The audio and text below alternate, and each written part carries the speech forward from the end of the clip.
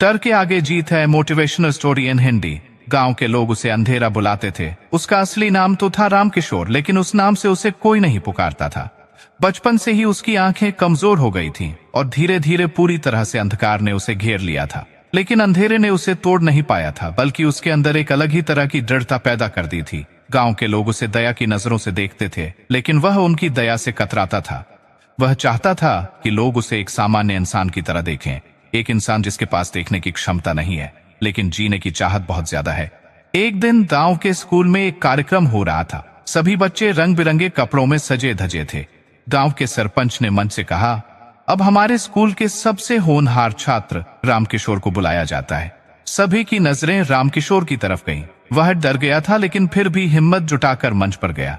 सरपंच ने उसके हाथ में एक माइक थमाया। रामकिशोर ने गहरी सांस ली और बोला, सभी दोस्तों, शिक्षकों और गांव वालों को मेरा नमस्कार।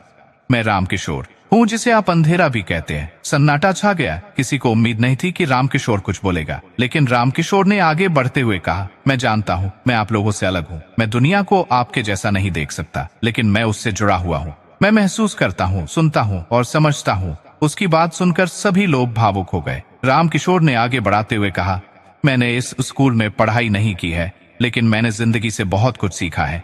मैंने सीखा है कि अंधेरा सिर्फ आंखों का नहीं होता, दिल का भी होता है, और उजाला भी सिर्फ आंखों का नहीं, दिल का ही होता है। उसकी बात ने सभी को सोचने पर मजबूर कर दिया। रामकिशोर ने आगे बढ़ाते हुए कहा, मैंने सुना है कि हमारे गांव में बहुत सारे बच्चे स्कूल नहीं जा पाते हैं। उनके माता पिता उन्हें काम पर लगा देते हैं। मैं चाहता हूं कि ऐसे बच्चों को पढ़ने का मौका मिले। रामकिशोर की बात ने जैसे बिजली की तरह सबको झकझोर दिया।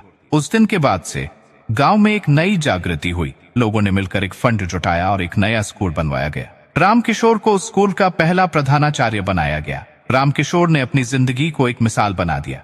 उसने दिखाया कि अंधेरा कितना भी घना हो, इंसान के अंदर की रोशनी उसे चीर सकती है। उसने दिखाया कि अगर इच्छा शक्ति हो तो कोई भी मुश्किल काम आसान हो सकता है।